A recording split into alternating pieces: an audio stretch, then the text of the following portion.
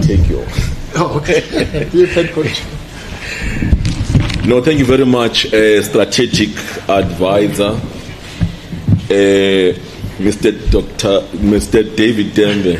I think you must receive that. I just prophesy. You're going to be a doctor. Allow me to greet this morning the acting HOD, Ms. Vicky Manyati, who today cannot be with us. There is a very serious meeting she's having with the COCTA. As you all know that we are integration, we're actually working with the province and the national in terms of aligning ourselves in terms of the crime fighting in the city of Johannesburg. So she's attending that meeting. Allow me to greet the acting chief of police, Mr. Chata, that is here today with us, and the chief of fire and the acting head of disaster management, Mr. Anders Makubele, the director of licensing, Mr. Keshom Chetty, the director of IIOC, Mr. Gugu. This media briefing comes at a critical time as we address the unique public safety challenges emerging across our communities.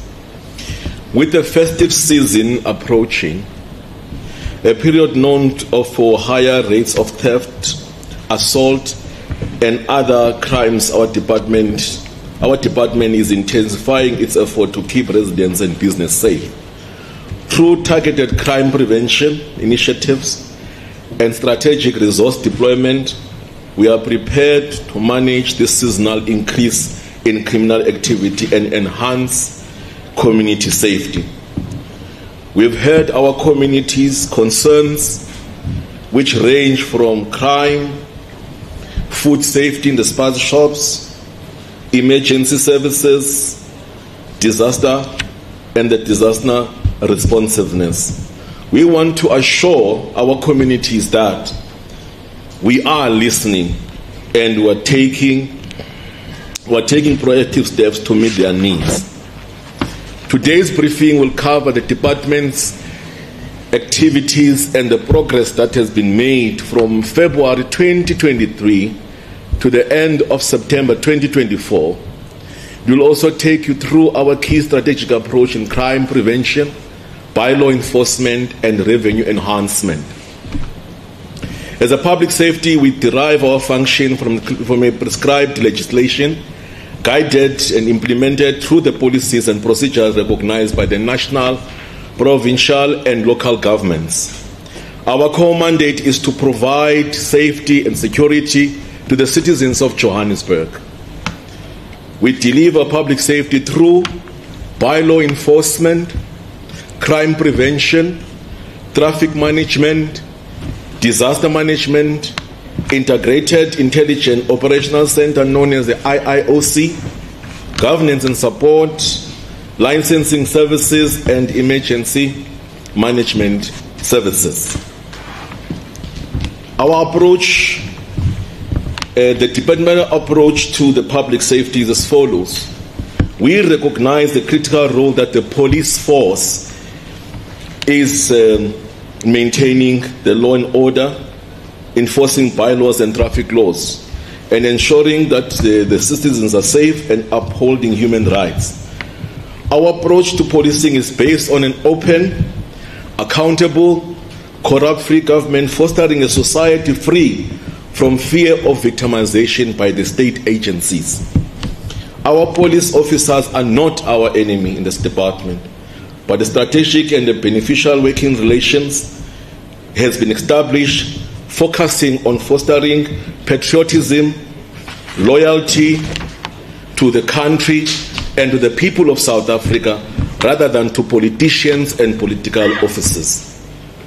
We approach crime fighting with the understanding that crime is a socio-economic issue, aiming to it must be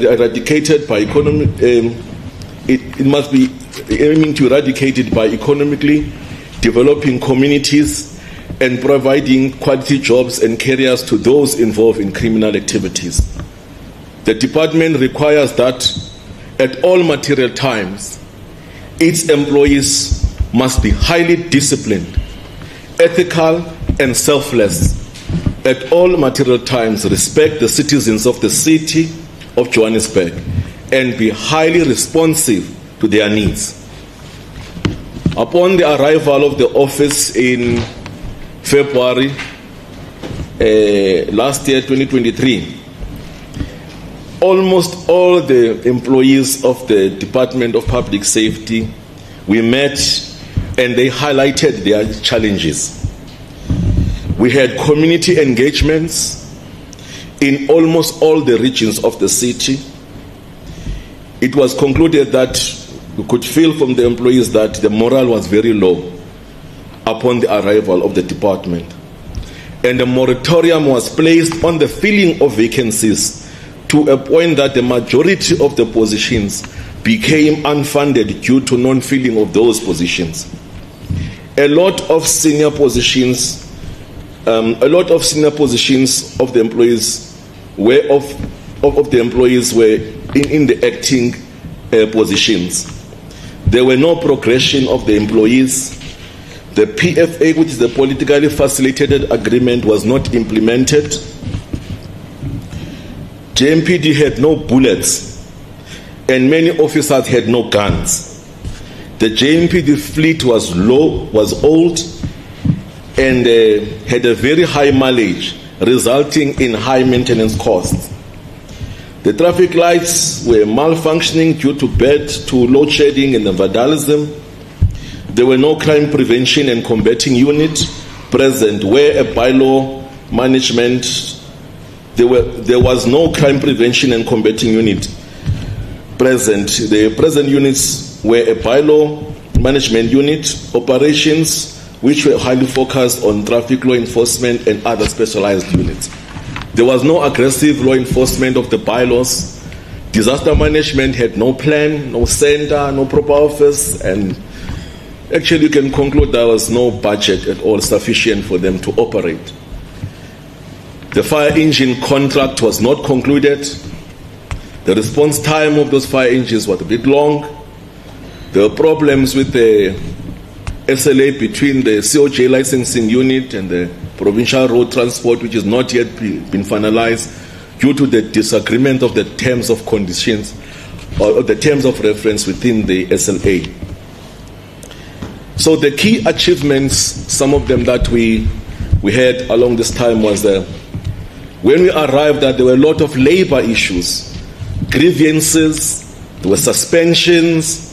The situations now, since it has improved through the mediation methods and forging good relations with labor. Standard operating procedures have been developed to improve efficiencies for procurement of goods and infrastructure development. Subcommittees have been set up to fast-track and organize the procurement process and to organize all the departmental events. There was a securing of funding for all the unfunded positions to increase the capacity of the department. We have appointed a finance director to stabilize the finances of the department. We have concluded a procurement process to carry out maintenance in the Department of Public Safety and all the other units therein. As you all know that most of the lifts are not working, roofs are leaking, toilets are not fully functional because of the maintenance contract that has been dragging for a longest of time, but that now has been sorted out. It's going to be starting in the next few weeks. On the JMPD side, we are in the process of filling the vacancy of the Chief of Police. It's only the competency of the candidate that has been, is the competency test now that is outstanding, and the candidate needs to be assessed. All job descriptions of the directors, deputy director, chief superintendents, superintendent, inspector, sergeants were signed off and are going to be advertised in the next few weeks. There's been an appointment of the Director of Security and Liaison to ensure that procurement process in the JMPD is efficient. It has been noted that JMPD tried to fill the positions of the sergeant. This is the matter that has been on the media all the time. But the HR process expired while the vetting process was in progress. This now has resulted that we must go back and re-advertise those posts so that the same process now can be actually followed. This also happened during the appointment or the filling of the vacancies for the traffic wardens and the patroller positions. The HR process even there expired. That one, it was due to the budgetary constraint of the city. We're waiting for the budget to be available so that we can hire the 300 traffic wardens and patrollers that we have interviewed and vetted. But while waiting for those budgets to really come through in the department, the HR process expired. So meaning that now we must go back again and re-advertise. And I'm glad to say that there's about plus minus 180 traffic wardens now, at least, that we're going to be able to advertise, because we've got 180 traffic wardens that have been working now. They've went into academy to become MPOs. So we've got a space now and the funding to really continue with the process. We like to apologize to all those candidates that have actually applied on the positions, but it's just that it is the HR process that it was actually beyond our control. Brand new cars of the JMPD have been rolled out. Thank you to the MMC Masuku from the GSSC and her team. They've been very helpful in terms of ensuring that the JMPD, they actually got the new cars being rolled out. JMPD officers have been issued now with bullets, and now they can go to the shooting range, because it is required by the law that every 3 months they must go and practice the shooting. The procurement process to purchase guns have been concluded, because for some time, plus minus almost 800 police MPOs did not have guns. And we did not want to say that to you because we are going to compromise the safety of our officers. But I'm glad that that process has been concluded. Suppliers is about to be assigned the contract, and the JMPD officers will have guns. We have launched a campaign called #Manje Namhlanje to fight crime and crime, and targeting the enhanced restoration of law and order and bylaw enforcement in the inner city. The following enforcements were carried out: high impact raids in hijacked buildings such as Vinen Court, Casamia, Florence and Ramington, etc. Dismantling of illegal mining, Amazamazam, at Amatole, Jerusalem, Rivoli and Solplaki and all the other areas. We've carried out search and seizure operations in Alex, Deep Sloat, Ivory Park, Orange Farm, Windsor, CBD, Yeovil, Beria, Hillbrow and all the other areas within the city. We have shut down liquor outlets in an operation called Nightlife, especially in Deep Sloat, Alexandra, Inner City, CBD, Yeovil, Hillbrow, and other areas within the city. And we have observed that once you shut down these the so-called illegal liquor outlets, criminal activity actually starts to really go down, because people are not going out at night, they are sitting at home. And that actually helped a lot, especially in Deep Sloat, when there was a lot of killing of people there. The only solution was to ensure that we close those the taverns so that these criminals do not go into those areas there and start to shoot people. Through the EMS, there's been inspection of the gas bottles. We've done raids in Eldorado Park, Westbury, Riverley, to dismantle drug dens and gangsterism. We've carried out road safety campaigns, festive season and Easter weekend safety campaigns. We've done inspections of spaza shops and shutting down some, again, illegal taverns. By the end of November 2023, we have established a JMPD TRU. It's called the JMPD Tactical Reaction Unit. It's a crime-busting unit. For the first time in JMPD, as my chief will say, that since the inception of JMPD, Director, there's only the unit that was established was the BMU. You had that's BMU. There's operation that will deal mainly with the traffic, but of course you had a specialized units like K9 that were fighting with crime, but there was no crime busting unit that said this one is really dedicated in the fighting of crime. So we've managed to launch that through the leadership that is sitting here, and for the first time in history that JMPD has that unit. And the function of this unit was to deal with the hijackings, the kidnappings, cash in transit, drug and gang-related crimes. The establishment of this unit became a force multiplier with SEPs, and it was deployed in the high crime areas such as the CBD, Hillbrow, Yeoville, Langlach, Tehanyudu, everywhere to really go and fight crime. However, more work needs to be done in Ivory Park, Orange Farm, and the GP, because according to the SEP crime stats, there seems to be a slight increase in terms of the crime that is there. And I'm happy to report, because most of the media houses did not report this.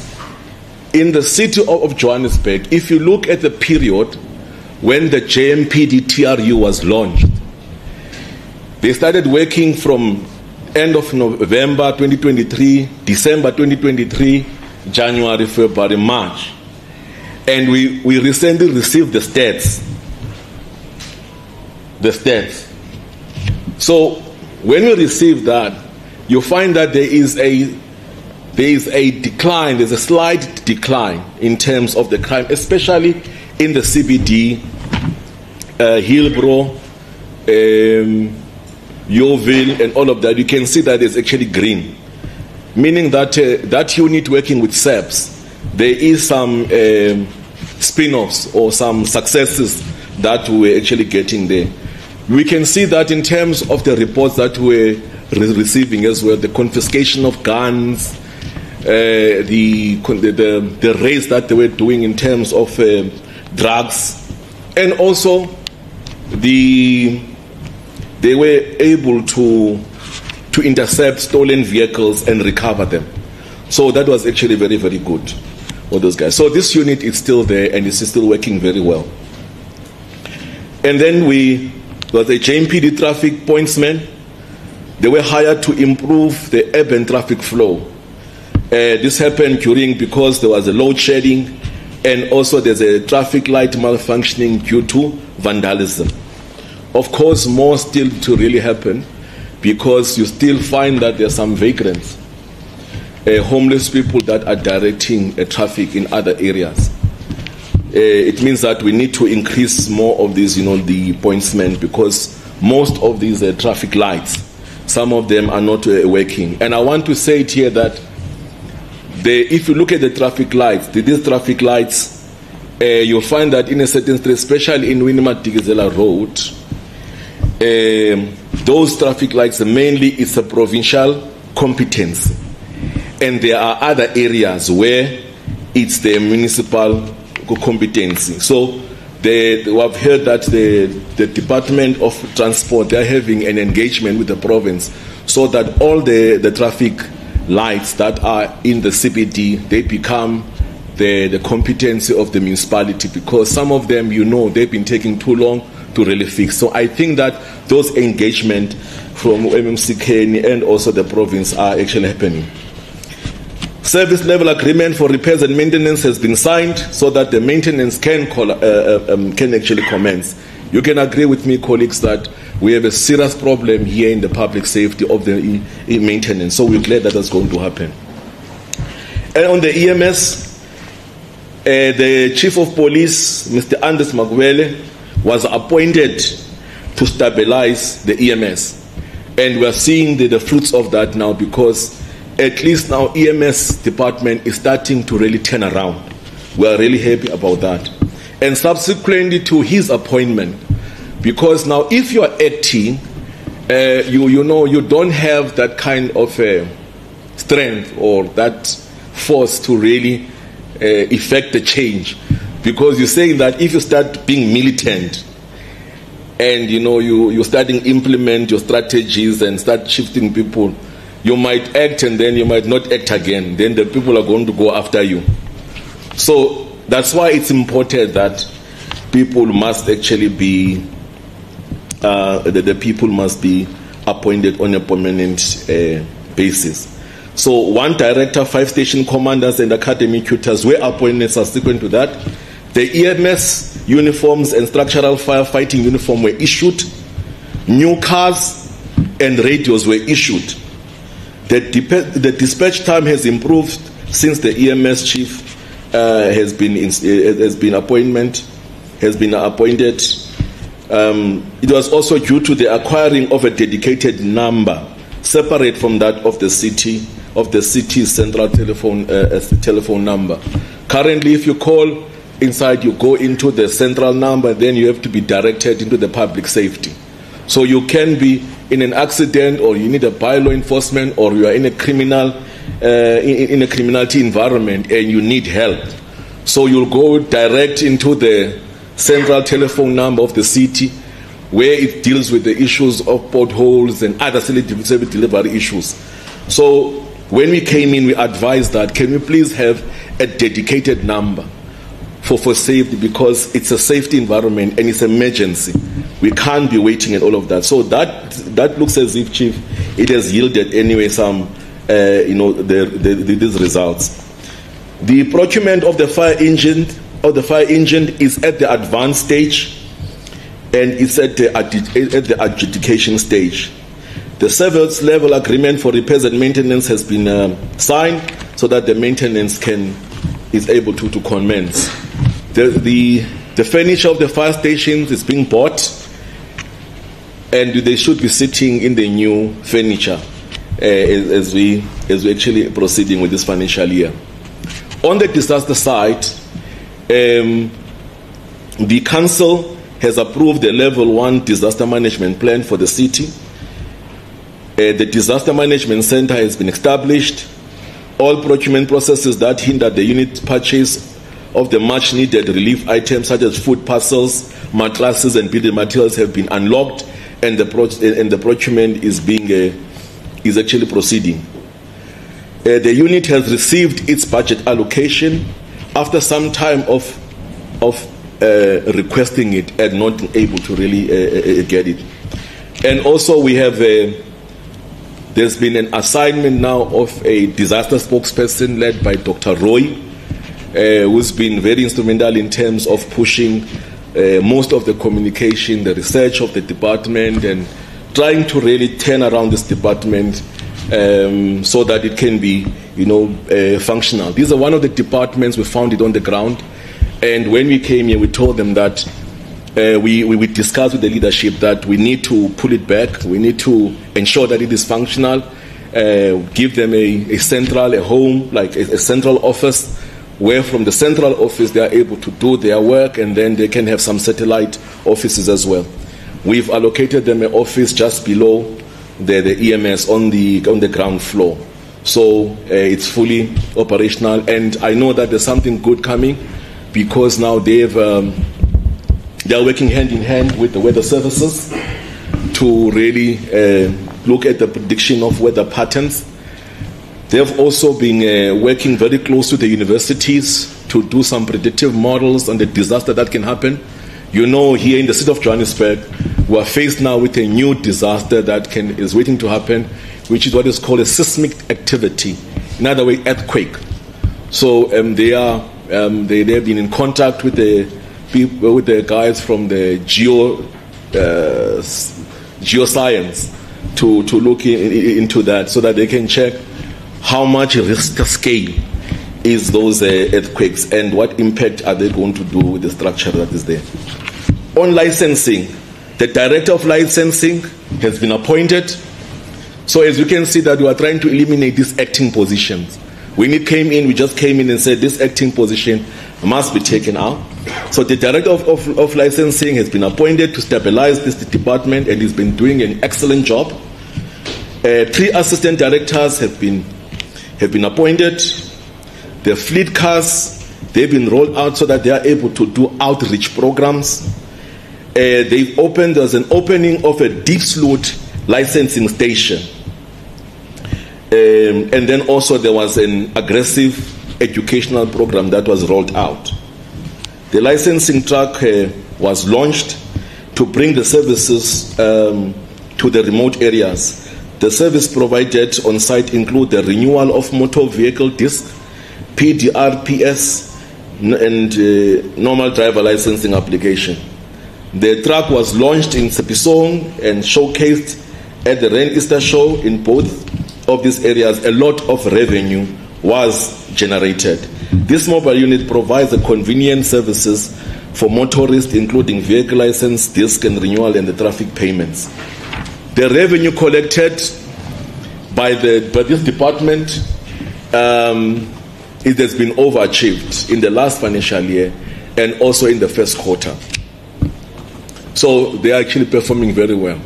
And I wish that I told to my director of licensing that it will be nice, because we are an agent of the province, that I said maybe when we sign the SLA, once we have achieved the target, we want the money that we generate over and above that to come to us. Because currently we have an 20-80 split. So with 100 rand that we are making, the city gets 20 rand and the province gets 80 rand. And we feel that it is not fair at all. Because in that 20 rand, we still have to, the consumables we have to buy there. We still have to, buy toners and papers and all of that. So in that 20 there, I think that it's an historical percentage. That does not take into account the inflation rate and all those things. So we really appeal to the province. We're going to have a bilateral agreement or a bilateral meeting with the province so that we can review the percentage split on the profit, because it's putting a strain on us. Things have got very expensive. That 20% was like during those maybe over about 20 years ago, but it's long. It's been very long. So we really have to get that in order, because currently, as I understand that, there is a deadlock in terms of the signing of the SLA between us and the province. And I think that is one of the things that we should be raising with the Premier and also with the MEC Mamabolo Kokta, because every Tuesday we have an integration meeting that we're having with the province. So there was a launch of a vehicle safety campaign in partnership with the taxi industry and the scholar transport. And the scholar transport was offered a free assessment that day, and many faults were found. Meaning that we invite all the scholar transport, taxis, and all the other cars which are not roadworthy. Because as I'm having here, Mr. Tembe, he has advised me that every day we should be impounding or towing away almost 50 taxi or 50 cars a day if they don't comply. So we urge all our people to ensure that their cars are proper and they are in a good condition. We urge all the taxi and the scholar transport to come for assessment before the vehicle is impounded, of which a hefty fine will have to be paid. On the IOC side, a director of the IOC Command Center has been appointed. Mr. Cook is here. This is also further enhancing oversight and operational efficiency in our surveillance camera unit. For too long, that unit did not have a director. It has been very difficult, but we managed to overcome all the obstacles. Now the IIOC has a director. It's proper. So we are going to start seeing some, most of the cameras which have been established by the city to be starting to really work. We've signed a service-level agreement with Vumacam, granting us access to close to 5,600 additional visuals across the city. That SLA was signed last year. It's doing very well, and there's a lot of success that we are seeing. The cars which have been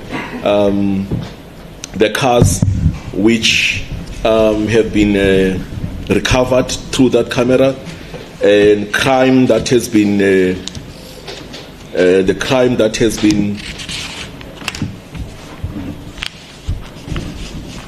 stopped. There were some criminals that were saw through those footages and all of that. So the surveillance cameras to be monitored by the communities. The surveillance cameras to be monitored by the communities and patrollers were launched in Finetown, reinforcing our commitment to crime prevention in the city. This was in the light that during the rollout of the surveillance cameras in the city of Johannesburg, there was no consideration of the townships.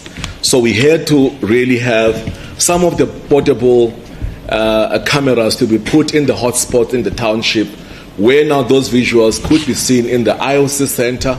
Also, the communities were able to see those visuals in their phones. And as you know that in those communities, you've got the patrollers. So the patrollers will also be able to use those. So we will roll those in Finetown, and more are still going to be rolled out in the areas like in Soweto, Ivory Park, Zandspruit, where we have promised that we are going to roll them out. So the beginning of November, that process is going to happen. We also completed a pilot for an automated response system, setting the stage for a faster and more effective response. So what it means that in the command center, the camera will pick up any crime that is being that has been done, and then you are able to see where is a vehicle, a patrolling vehicle around the area. Then you are able to click on that, and then it sends a signal into the car, and the car will be able to detect that signal and go into the crime area. So those are the pilot that we've actually done. So the immediate new priorities of the city of Johannesburg and public safety. Ladies and gentlemen, we are launching now a campaign called Noma Kanjani. Noma Kanjani Manje Namhlanje. This campaign will be officially launched tomorrow. It's a brainchild. So we're talking with Mr. Tembe here in terms of the rebranding and revitalization in terms of this campaign. So the city's priorities are crime prevention and combating, bylaw enforcement, and revenue enhancement. These are the priorities of the city at this point in time. And with this campaign of Noma Kanjani Manje Namhlanje, we are actually now zooming it in, we are enhancing it, we are putting in a lens on them and amplifying it to ensure that this campaign becomes a success. The city has been battling with crime, especially in the inner city, and as a result, many companies are threatening to move out of the city and go somewhere else. We know that some of the companies, like the Standard Bank, has been threatening to move. I think one of the wings has decided to really move out of the area. So this Noma Kanjani Manje Namhlanje is targeting the inner city, cleaning it up. Yeoville, Hillbrow, Beria, City Center, and all of that. To ensure that we attend to crime that is happening in the city, bylaw enforcement, and also will do the revenue enhancement in terms of any car that is not roadworthy, you did not renew your disc, or you are infringing on bylaws, or going to give you a fine, or some of your cars will be pounded and taken away, meaning that there must be a compliance in the city. No parking as if you are crazy in the head. You must park in the designated areas, or else your car will be given a disc and it will be towed away. Also, there are some taxis who are appealing to the taxi owners. Some of the taxis are not roadworthy. We are coming to the city there, and some of those taxis will have to impound them, unfortunately, because they are not roadworthy. And some of them are breaking the law in terms of going to the yellow line, going on curbs, and that must come to an end, because we are going to give you a ticket and it's not going to be very nice. So we are warning each and every individual that is going to be in the inner city. Of course, it's not going to be in the inner city alone, but we will do other areas as an element of the surprise. So if you don't want to find yourself outside the law, you must ensure that you comply. Noma ganja. So what we did in terms of the crime prevention, the following units have been combined into what is called an amalgamated crime prevention unit. We've got the newly established TRU, which is operating very well. But now we found that we've got the rear via unit. That is there. It's working in the morning, and something like then it just patrols and check the cars, and then in the afternoon. So we think that resource, we can use it as a multiplier as well to combine with the TRU. We've got a taxi violence unit.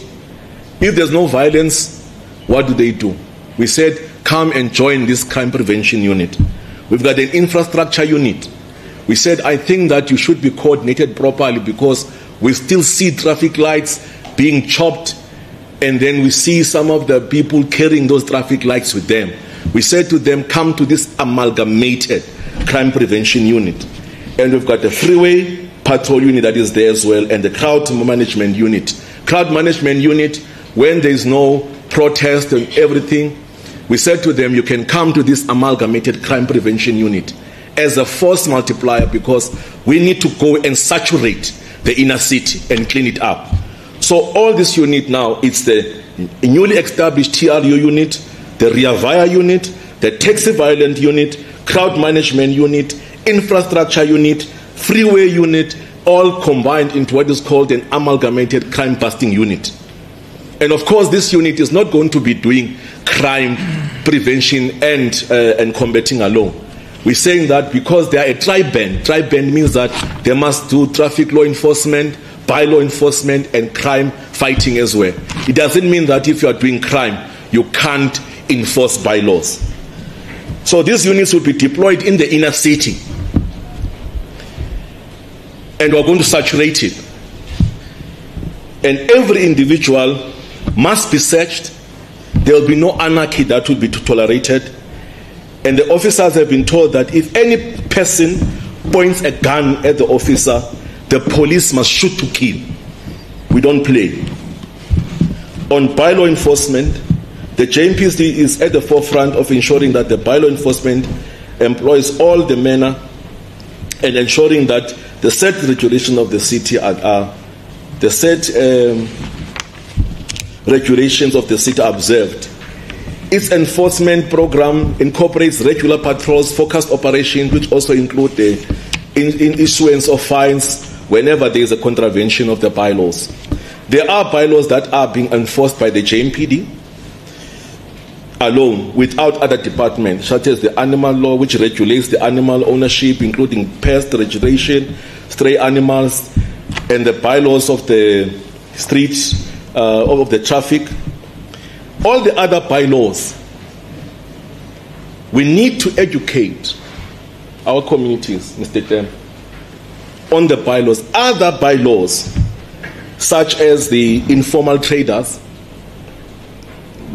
informal trading bylaw, illegal dumping bylaw, outdoor advertising bylaw, illegal connection of water bylaw, electricity bylaw, public health bylaw, environmental health bylaw.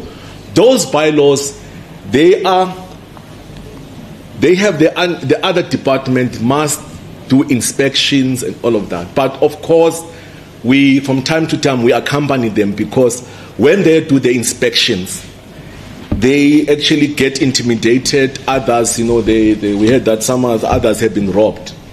So it has been over the years a sort of a multidisciplinary approach. So people, they're always blaming JMPD every single time. JMPD every single time. There are bylaws that we can do ourselves, but there are other bylaws that we need other departments to really come on board. But I'm happy now that through the engagement of CRAM in the city, so CRAM will be working with us, with the JMPD, because CRAM has all these departments in there, which is your building control is there, your environmental health inspectors are there, outdoor advertisement inspectors are there, environmental health for spaza shop, they are all there. So the only thing that we need now is the realignment. So we've been having meetings with them, and we're happy that they want to come on board. One of the reasons that make BMU ineffective is that most of the officers of the JMPD are deployed in these entities. So meaning that we cannot account in terms of the work that's being done.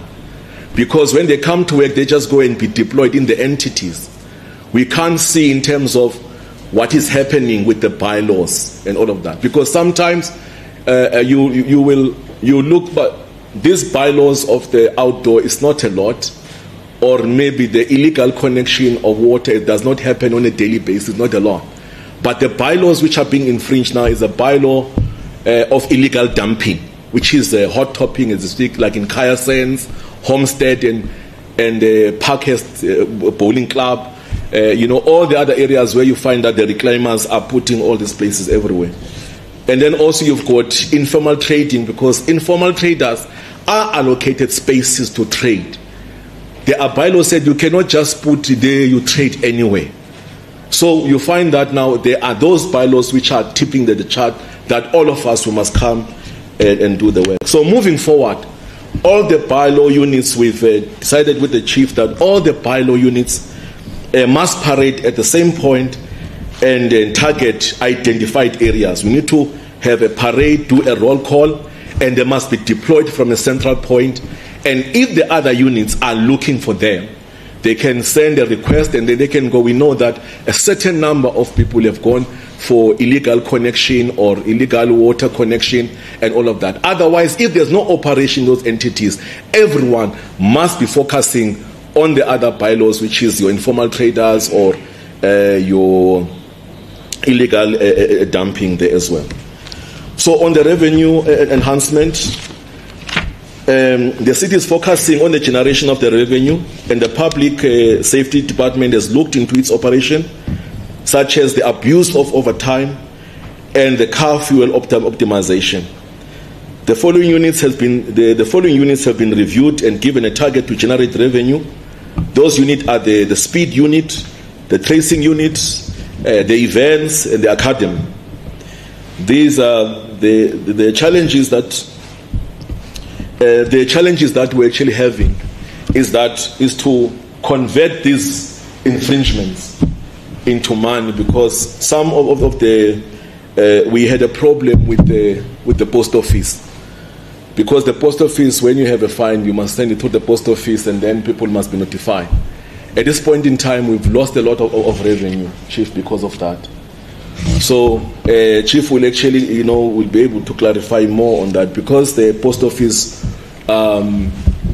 was liquidated. So most of those tickets, the speed tickets and the tickets that were received from speed cameras, we have not processed most of them because the post office is not operational. So we've lost a lot of revenue on that. But there is a proposal in place that we need to change this legislation so that we don't have to use the post office alone, but we can notify the offenders using SMSs, using emails, and all those kind of things. So in conclusion, today we've highlighted our key initiatives and achievements in the crime prevention, bylaw enforcement, and revenue enhancement. But more still needs to be done. And hence, the launch of Noma Kanjani Manje Namhlanje campaign is to amplify the initiative to reclaim the inner city, so that we are able to ensure that businesses do not leave the inner city. Everyone is there. A war room has been established. It will be meeting on a weekly basis from 9 o'clock up until 12 o'clock, where those units will be reporting individually in terms of what have they done in terms of crime prevention, bylaw and enforcement, and how much revenue have we made in a 7-day period. So that we've started this week.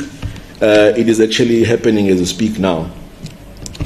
We invite all the stakeholders, residents, business, community leaders, law enforcement, to join us in these efforts. Through the collaboration and active engagement, we can build a safer Johannesburg.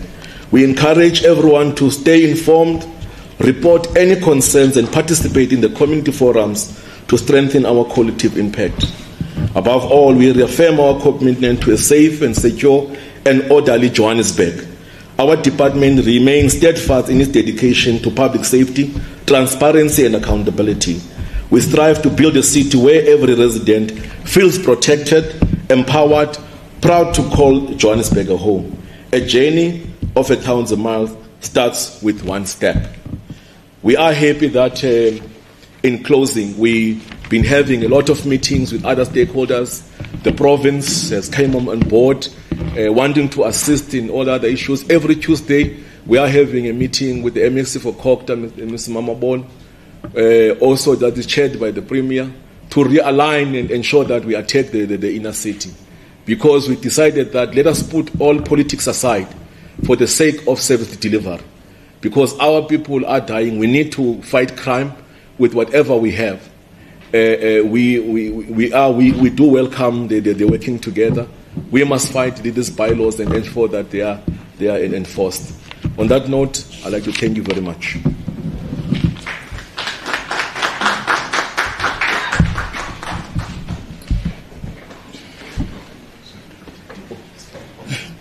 Thanks so much, MMC.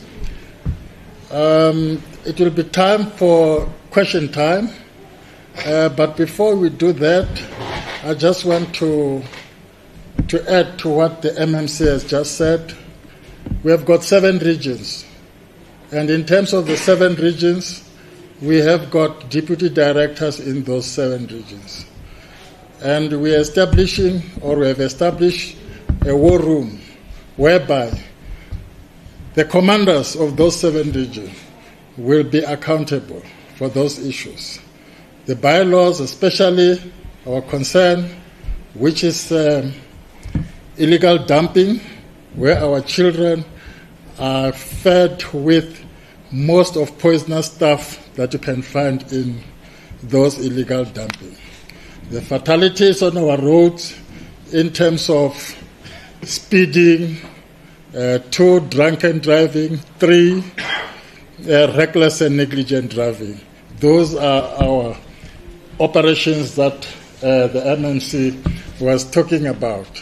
And the other issues that we have to look at is the crime prevention, especially in the inner city, but not forgetting the township. Crime is everywhere. Crime has escalated. It is therefore our responsibility to ensure that we establish special units so that we can target. We can't have officers who go all out and not being responsible for some certain thing. I'll give you an example. Special Unit 4, the same which we're talking about, the MMC, talks about the issue of the bylaws.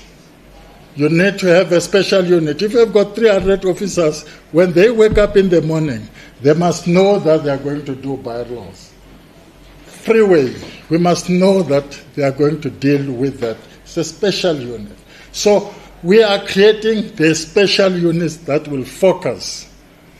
We'll use the spear. If you use the spear, you focus and then you hit at the target. But if you use the fish net, you take all the crabs and all those other things. Yeah. So that's how we're going to do it.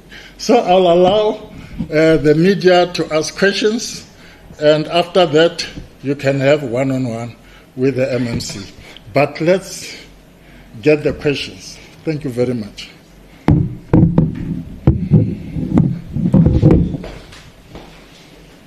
Very good morning. My name is Beatrice Sadango. I'm a media personality looking at what's around media on a subcontractual basis, but also the Homestead Park Community Forum Vice Chairperson. And this is not a question.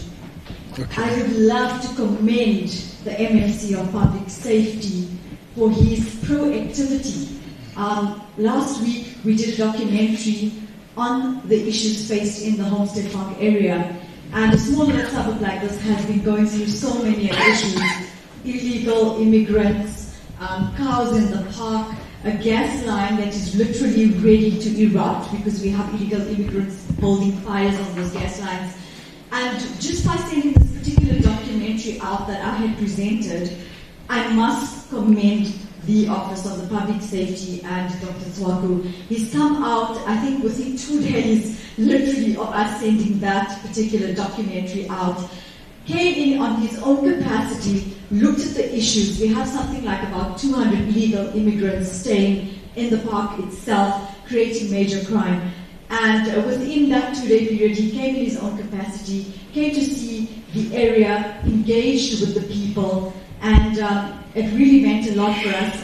We even received a message from you, Mr. Tembe, on X. And for us to have seen that proactivity really means something, to see that this particular narrative has been changed in many directions. So I really want to commend you. Thank you so much.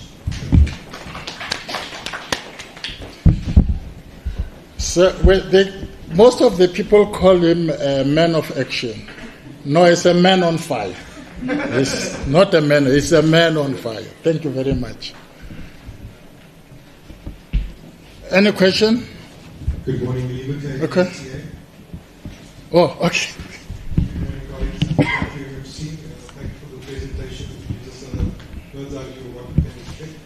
My question is, there's been an increasing number of incidents where children have been poisoned over the past few months. How does the bylaw plan to, is that going to fall under some of the targets in terms of the operation, in terms of addressing especially the issue of informal traders, because it's normally a situation where informal traders have been places where children have been buying goods from that we have seen over the past few months. The tragic consequences of that. I think the country as a whole is concerned about how that will be tackled. And that's my first question. My second question is, recently there was an agreement signed in terms of combining the cities with regards to SAPS, in terms of operating, in terms of bolstering the SAPS plan, in terms of countering crime over the festive season. My question to you about that is, how is that going?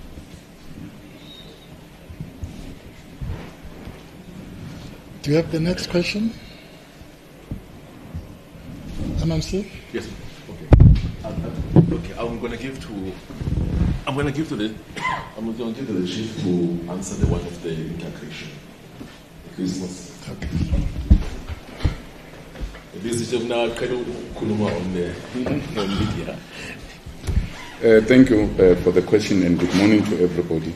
In terms of the integration, there is an implementation plan meeting that it's underway with the province, the premier, the province, ourselves, and national as well in terms of SERVs. So the meeting will be held in order to come with an implementation plan. Thank you.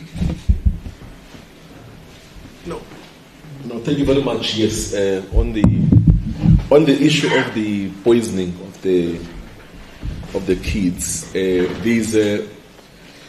we're going to be working with CRAM because the issue of spaza shops, that bylaw rests with the public health under MMC Amy Makufela.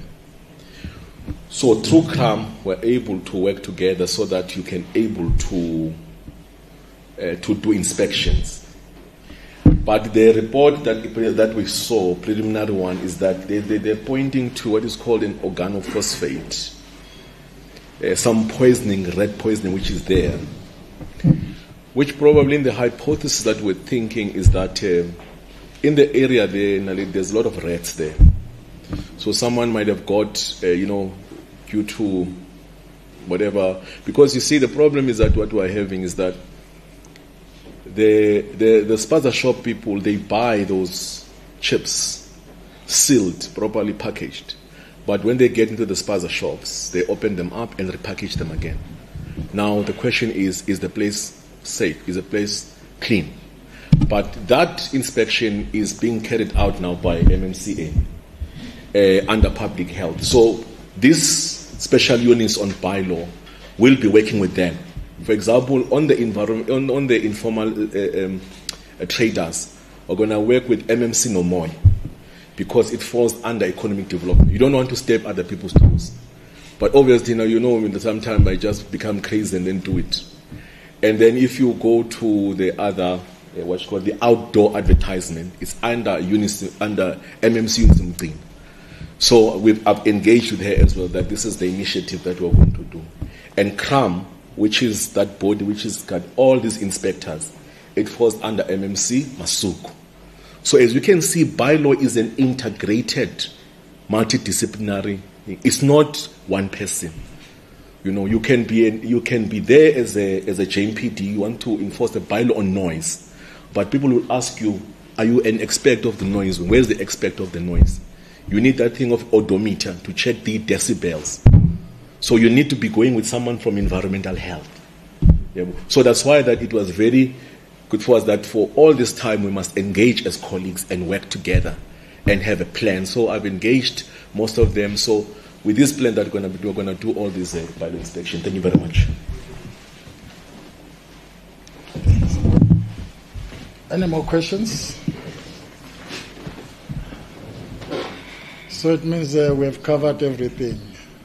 To add to what the MMC has spoken about, this poisoning of children and spaza shops, we are looking at introducing a multidisciplinary operations. That means that you have to bring all those stakeholders, SAPS, health, economic development, and you have to bring again immigration, so that all those issues are being dealt with that one special unit that covers everything that we are going to talk about. If you find that, if you bring EMS will be able to look at, do they comply with the escape routes? So it must be all. But what I like what we have discussed is that we need to have that special unit. For an example, in Soweto we have got about 30 or 33. 33 watts. Yeah, I'm talking about health. 38 watts. Yeah. 38 watts. So we need to have a look and target these places, and we were able to deal with it. But each and every, you see, we can't go as Metro Police and go and check poisoning of this, because we are not trained to have a look at that. So we must have specialists. Immigration, there's a lot of issues when you look at immigration. You can't just go there, so we need to have that. We had a meeting with immigration 2 years ago. They are prepared to assist us nationally and provisional. Thank you very much. I think you are done. If there's no more question. Asking the chief anything to aside. Is there anything, no. Chief? Cooks? There's nothing. Like to talk to the meeting. Okay. Thanks so much. Thanks for coming. We really appreciate it. Thank you. Thank you very much. Oh, there's something. We have got a cold drink at the back. You must invite them to the launch tomorrow. Yeah, tomorrow we're having a launch, so that what we are talking about will be able to put up, so that talk is cheap.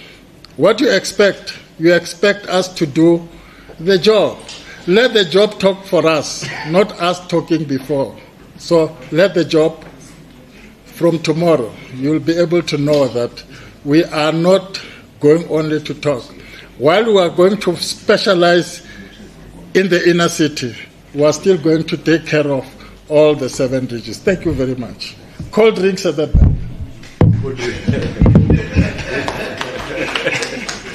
Thank you.